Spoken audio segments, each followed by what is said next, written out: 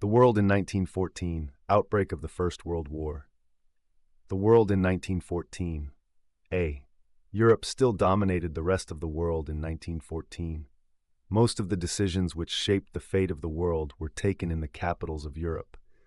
Germany was the leading power in Europe, both militarily and economically. She had overtaken Britain in the production of pig iron and steel, though not quite in coal, while France, Belgium, Italy, and Austria-Hungary, known as the Habsburg Empire, were well behind. Russian industry was expanding rapidly, but had been so backward to begin with that she could not seriously challenge Germany and Britain.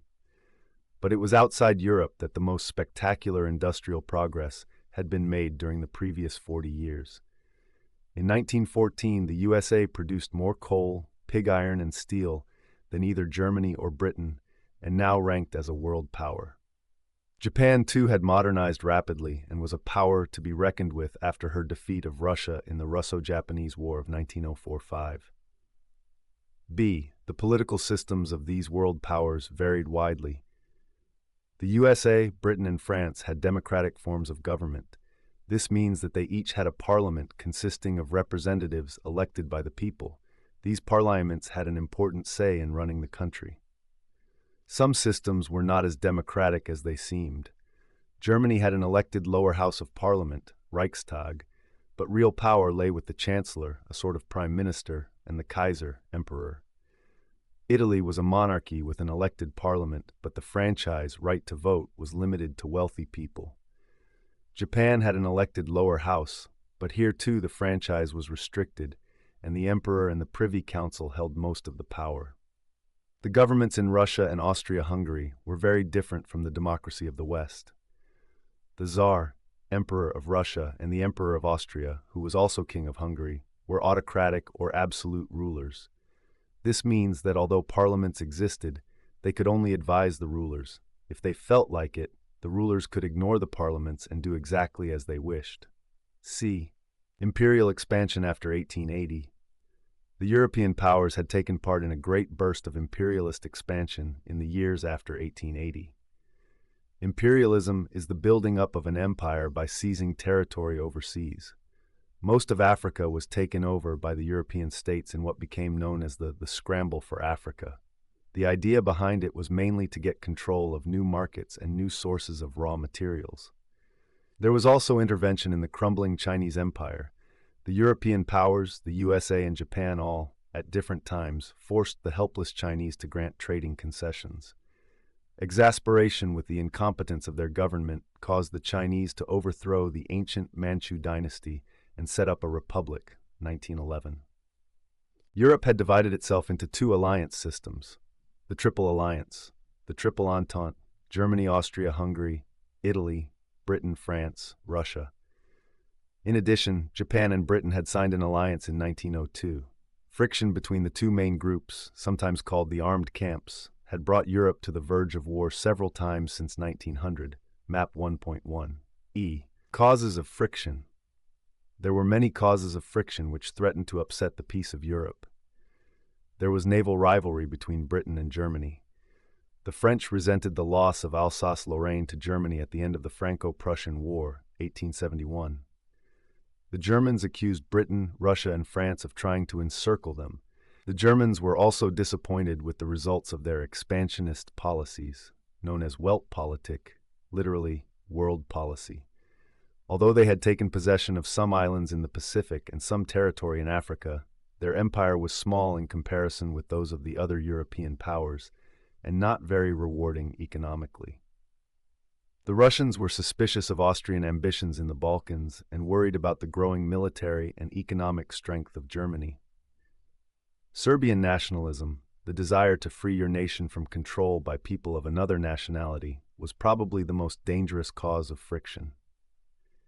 Since 1882, the Serbian government of King Milan had been pro-Austrian, and his son Alexander, who came of age in 1893, followed the same policy. However, the Serbian nationalists bitterly resented the fact that by the Treaty of Berlin signed in 1878, the Austrians had been allowed to occupy Bosnia, an area which the Serbs thought should be part of a greater Serbia. The nationalists saw Alexander as a traitor. In 1903, he was murdered by a group of army officers. BO put Peter Karageorgievich on the throne. The change of regime caused a dramatic switch in Serbian policy. The Serbs now became pro-Russian and made no secret of their ambition to unite all Serbs and Croats into a large South Slav kingdom, Yugoslavia. Many of these Serbs and Croats lived inside the borders of the Habsburg Empire. If they were to break away from Austria-Hungary to become part of a greater Serbia, it would threaten to break up the entire ramshackle Habsburg Empire, which contained people of many different nationalities. Map 1.2. There were Germans, Hungarians, Magyars, Czechs, Slovaks, Italians, Poles, Romanians, Ruthenians, and Slovenes, as well as Serbs and Croats. If the Serbs and Croats left the fold, many of the others would demand their independence as well, and the Habsburg Empire would break up. Consequently, some Austrians were keen for what they called a preventive war to destroy Serbia before she became strong enough to provoke the breakup of their empire. The Austrians also resented Russian support for Serbia. Arising from all these resentments and tensions came a series of events which culminated in the outbreak of war in late July 1914. Events leading up to the outbreak of war. Time chart of main events. Europe divides into two armed camps. 1882. Triple Alliance of Germany, Austria, Hungary, and Italy. 1894, France and Russia sign alliance. 1904, Britain and France sign Entente Cordiale, friendly, getting together. 1907, Britain and Russia sign agreement. Other important events. 1897, Admiral Tirpitz's Navy law, Germany intends to build up fleet. 1902, Britain and Japan sign alliance. 1904 to 1905, Russo-Japanese War won by Japan. 1905 to 1906, Moroccan crisis. 1906, Britain builds first dreadnought. Battleship 1908, Bosnia crisis 1911, Agadir crisis 1912, First Balkan War 1913, Second Balkan War 1914-28. June, Archduke Franz Ferdinand assassinated in Sarajevo 28. July, Austria-Hungary declares war on Serbia 29. July, Russia orders general mobilization of troops. 1 August, Germany declares war on Russia. 3 August, Germany declares war on France. 4 August, Britain enters war. 6 August, Austria-Hungary declares war on Russia. The Moroccan crisis, 1905-6. This was an attempt by the Germans to expand their empire and to test the recently signed Anglo-French Entente Cordiale, 1904, with its understanding that France would recognize Britain's position in Egypt in return for British approval of a possible French takeover of Morocco. This was one of the few remaining areas of Africa not controlled by a European power. The Germans announced that they would assist the Sultan of Morocco to maintain his country's independence and demanded an international conference to discuss its future. A conference was duly held at Algeciras in southern Spain, January 1906. The British believed that if the Germans had their way, it would lead to virtual German control of Morocco. This would be an important step on the road to German diplomatic domination, and it would encourage them to press ahead with their Weltpolitik. The British, who had just signed the Entente Cordiale with France, were determined to lead the opposition to Germany at the conference. The Germans did not take the Entente seriously because there was a long history of hostility between Britain and France. But to the amazement of the Germans, Britain, Russia, Italy, and Spain supported the French demand to control the Moroccan bank and police.